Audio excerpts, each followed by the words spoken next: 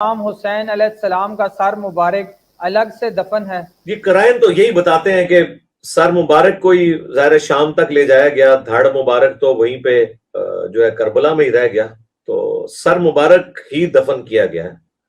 اور عموماً جب اس طریقے سے لاش کی بے حرمتی ہو، لاش نہ ملے، تو وہ جو سر ہوتا ہے نا اسی کو لاش کے ایکویلنٹ شمار کیا جاتا ہے۔ ظاہر مین چیز وہی ہے، اسی لیے آپ دیکھیں پرانے زمانے میں جب کوئی کسی کی گردن اتارتے تھے تو وہ سر بھجوا دیا کرتے تھے تاکہ وہ لوگ اس کی آخری رسومات ادا کر لیں، جو بھی کسی بھی مذہب سے تعلق رکھنے والے لوگ ہیں۔ تو قرائن یہی بتاتے ہیں کہ امام حسین علیہ السلام کا سر مبارک ہی دفن کیا گیا ہے، جو روضہ شریف ہے۔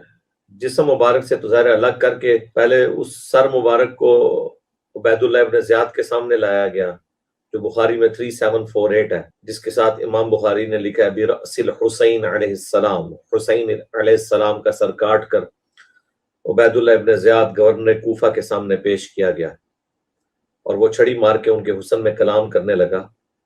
تو انس ابن مالک نے کہا کہ رسول اللہ کے سب سے زیادہ ہم شکل حسین ابن علی تھے، اور حدیث کے الفاظ ہیں بخاری کے کہ اس وقت ان کے سر اور داڑھی کے بالوں میں کالے رنگ سے وسمہ کی بوٹی سے رنگا ہوا تھا۔ کالے رنگ سے سر اور داڑھی کو رنگنا ہی حسین ابن علی کی سنت ہے، الحمدللہ۔ باقی تفصیل کے لیے میری ویڈیوز دیکھ لیں کالے رنگ کے اعتبار سے جو حدیث پیش کرتے ہیں۔ باقی یہ دیکھ لیں پھر اللہ تعالیٰ نے یہ بدلہ دنیا میں اتروایا ہے۔ کچھ ہی عرصے کے بعد مختار سقفی نے عبید اللہ ابن زیاد کو قتل کیا، تو مختار سقفی کے سامنے تشت میں عبید اللہ ابن زیاد کا سر لا کے رکھا گیا، اور یہ کوفے کے محل میں سروں کی ترتیب اس طرح ہے۔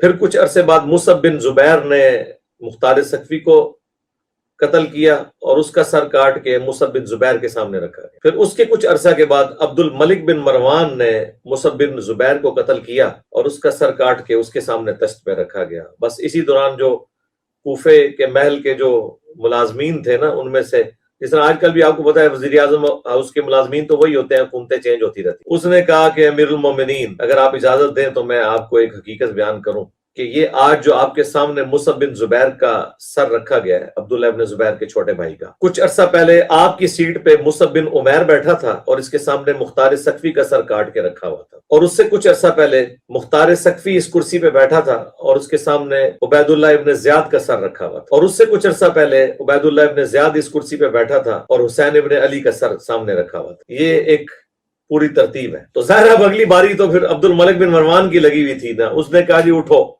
میں اس محل میں رہوں گی نہیں۔ وہ پھر دمشق شام میں شفٹ ہو گیا، اس لیے پھر بنو امیہ نے اپنا دارالحکومت شام میں رکھا۔ یہ تو رسول اللہ کی وفات کے آلموسٹ 100 سال کے بعد، جب 100 بھی نہیں کہہ لیں آپ، آلموسٹ 120 سال کے بعد جب بنو عباس کی حکومت آئی ہے، تو انہوں نے پھر بغداد سٹی آباد کیا اور دارالخلافہ وہاں پہ شفٹ کیا۔ انہوں نے کہا نہ ہم کوفے کو بنائیں گے اور نہ دمشق شام کو، بلکہ عراق کے اندر بغداد سٹی۔ پھر وہاں آلموسٹ 550 سال تک بنو عباس کی حکومت رہی۔